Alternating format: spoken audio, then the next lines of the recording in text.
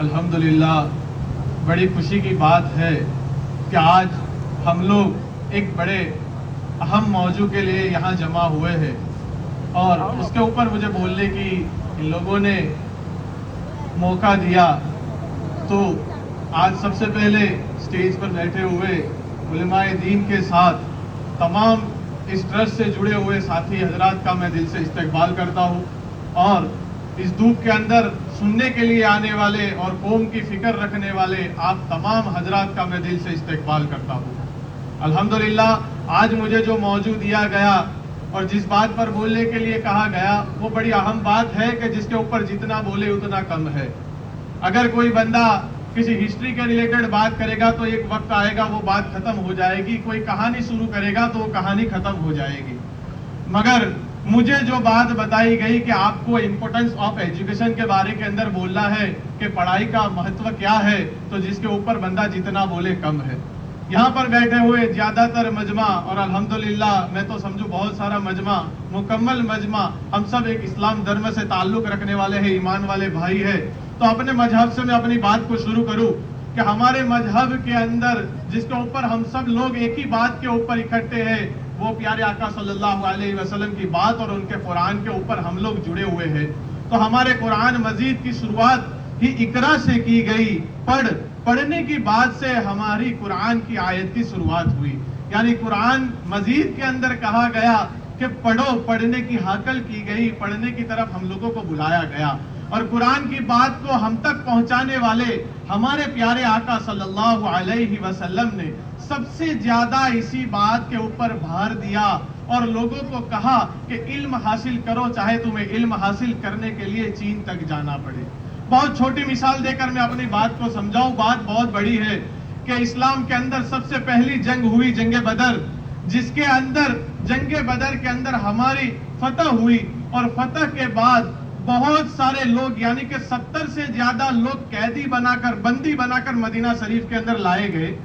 قربان جائے پیارے آقا صلی اللہ علیہ وسلم پر کہ ہمارے آقا نے ان بندے جو بندی بنا کر لائے گئے تھے، جو قیدی بنا کر لائے گئے تھے، ان کے ساتھ کتنا پیارا سلوک کیا۔ ہمارے ہر ایک کے ذہن کے اندر ایک بات ہوگی کہ جس کو بندی بنا کر لایا جاتا ہے، جن کو قیدی بنا کر لایا جاتا ہے، اس کو غلام بنایا جاتا ہے، اس کو گھر کا کھیتی باڑی کا کام لیا جاتا ہے، اس کو اپنا ایک خادم بنا کر رکھا جاتا ہے۔ آقا پر ہم سب قربان، ہمارے آقا صلی اللہ علیہ وسلم نے 70 قیدیوں کو جن کو بندی بنا کر لایا گیا تھا، ان سے کہتے ہیں آپ مکہ والے ہو، آپ پڑھے لکھے ہو، اور ہم مدینہ کے مجمع کے زیادہ تر لوگ ان پڑھ ہیں، آپ کی ذمہ داری ہے کہ آپ ایک قیدی ہمارے مدینے کے 10 بچے کو پڑھائی دے گا، ہمارے 10 بچے کو ایک ایک قیدی علم کی بات اس کو تقسیم کرے گا، علم کی بات کو سکھائیں گے۔ اللہ کے رسول صلی اللہ علیہ وسلم پر قربان جائے کہ ہمارے پیارے آقا صلی اللہ علیہ وسلم نے بندی کو بھی اس بات کو، قیدی کو بھی اس بات کے اوپر تیار کیا کہ آپ جاننے والے ہو تو ہمارے بچوں کو آپ پڑھائی دو۔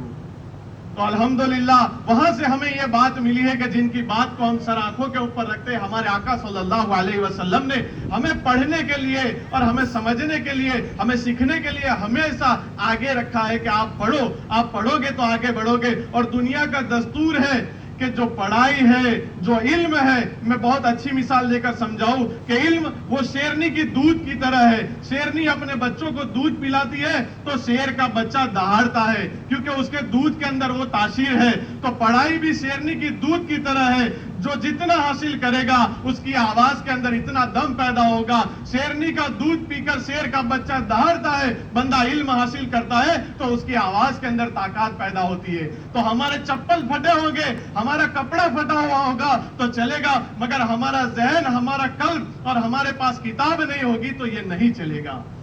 تو آج یہاں سے عزائم کر کے اٹھے کہ ہم اپنے بچوں کو پڑھائیں گے، اور کیا چیز پڑھائیں گے؟ جو بچے کو پڑھنے کے لیے پسند ہے، کیونکہ بچے بھی ہوتے ہیں وہ جو بڑے سے اکثر پوچھا کرتے ہیں کہ میں پڑھنے کے لیے اور آپ کے جیسا بڑا بننے کے لیے تیار ہوں، مگر اس کے لیے کیا کرنا پڑے گا؟ تو ایک بچے نے، بڑے معصوم بچے نے ایک بوڑھے شخص سے سوال کر لیا کہ میں بھی پڑھنا چاہتا ہوں، آپ کی طرح بڑا بننا چاہتا ہوں، آپ جہاں پر ہو وہاں آنا چاہتا ہوں، اس کے لیے مجھے کیا کرنا پڑے گا؟ بوڑھے شخص نے کہا بیٹا بازار جاؤ اور 2 پودے لے آؤ، 2 چھوڑ لے آؤ۔ اور انہوں نے کہا کہ ایک پودے کو اپنے گھر میں ڈال دو، ایک پودے کو باہر ڈال دو۔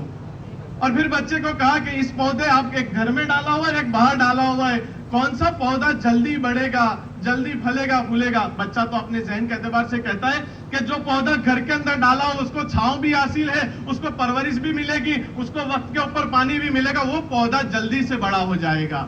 بزرگ نے کہا بیٹا 1 سال کے بعد ہم دونوں پھر ملیں گے. 1 سال کے بعد بچہ بوڑھے کے پاس واپس جاتا ہے اور کہتا ہے کہ دیکھو میں نے کہا تھا نا کہ گھر والا پودا جلدی بڑا ہوگا, جلدی پھولے گا, جلدی پھلے گا, الحمدللہ یہ پودا بہت اچھا بڑھ گیا ہے. بزرگ نے کہا بیٹا یہ تو نے گھر والے پودے کی خبر لے لی, باہر والے پودے کی بھی خبر لے لے. جب بچہ باہر جاتا ہے اور باہر والے پودے کو دیکھتا ہے تو وہ تو اس سے بھی بڑا ہوا ہے اور اس سے بھی پھلا پھولا ہوا ہے.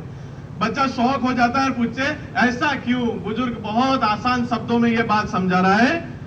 کہ جو پودا گھر میں لگا ہے وہ راحت و آرام میں تھا, پرورش میں تھا, تو وہ بڑا نہیں ہوا, اور جو پودا باہر تھا جس نے دھوپ بھی دیکھی, جس نے سردی بھی دیکھی, جس نے بارش بھی دیکھا, جس نے طوفان بھی دیکھا, تو وہ اس سے بھی زیادہ بڑا ہوا ہے کیونکہ اس نے اپنے جیون میں سنگرش کیا ہے, سنگرش ہوا ہے تو وہ بڑا ہوا ہے. تو آج آپ لوگ بچے سامنے ہو, سنگرش کرو گے تو وہ وقت آئے گا کہ آج آپ سن رہے ہو, کل بہت بڑا مجمع انشاءاللہ آپ کو سننے کے لیے تیار ہوگا. مگر اس کے لیے ضروری ہے کہ ہم لوگوں کے ارمانوں اور لوگوں کے امیدوں کے اوپر کھرے اترنے کی کوشش نہ کریں, ہم اپنے اندر جھانکیں اور دیکھیں کہ میں کیا کر سکتا ہوں اور مجھے کیا کرنے میں مزہ آ رہا ہے. بچے دو ہی بات سوچنی ہے آپ کو یہ نہیں سوچنا کہ مجھے آرٹس کرنا ہے, مجھے کامرس کرنا ہے, مجھے سائنس کرنا ہے, یہ بات نہیں سوچنی. اپنے والدین سے مشورہ لینا ہے, مگر سب سے پہلے اپنے اندر جھانک کے دیکھنا ہے کہ میں کیا کر سکتا ہوں اور مجھے کیا کرنے میں مزہ آتی ہے.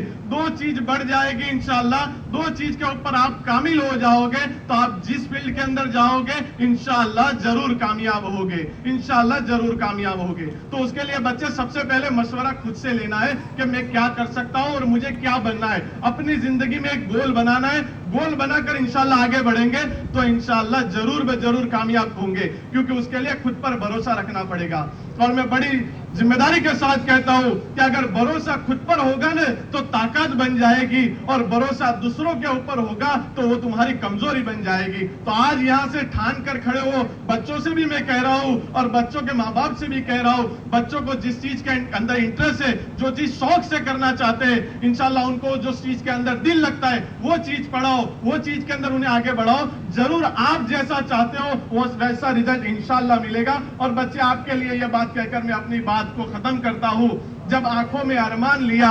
جب آنکھوں میں ارمان لیا, دلوں کے اندر اپنی مرضی کو, اپنے جذبات کو کہتا ہوں, جب آنکھوں میں ارمان لیا اپنے خواب کو آپ نے طے کیا, جب آنکھوں میں ارمان لیا اپنے خواب کو جب آپ نے طے کیا تو پھر کیا مشکل اور کیا آسان ہے. جب انشاءاللہ ٹھان لیا تو ٹھان لیا. جے ہند, جے بھارت, السلام علیکم. Thank you.